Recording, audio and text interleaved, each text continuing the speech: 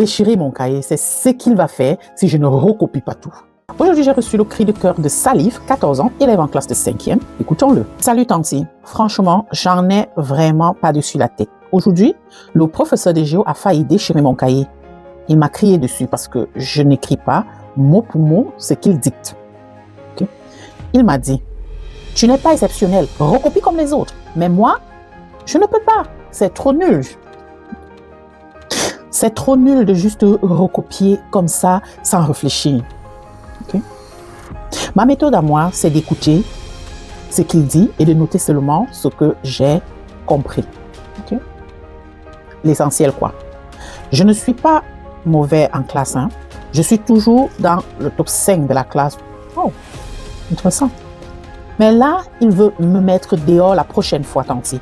Pourquoi on veut m'obliger à faire un truc bête alors que ça marche autrement pour moi? Ça sont les enfants intelligents, je vous adore. Ma réponse à Salif dans le message qui suit. Mais si tu reconnais toi aussi ton enfant en Salif, voici déjà une piste de réflexion pour toi. Même sur le poids de la pression sociale, ne demande jamais, mais vraiment jamais à ton enfant d'abandonner une compétence beaucoup plus rare et difficile à acquérir pour se conformer à une norme.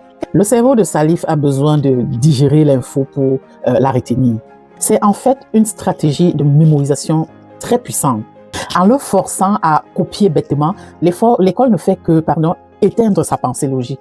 Vraiment, quel dommage. Si ton enfant se retrouve dans une position pareille, rapproche-toi de l'enseignant et pose-lui une question. Une seule question. Notamment, pourquoi?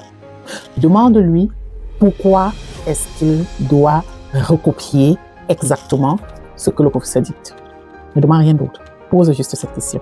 Le miracle derrière ce type de confrontation, c'est que ce questionnement met en fait en lumière l'absurdité derrière la méthode du professeur. Le résultat, il va tout simplement ficher la paix à ton enfant. Si toi aussi tu sens que ton enfant a quelque chose de difficile à l'école, encourage-le à le mettre sur papier. Tanti Balkis, lis tout le monde.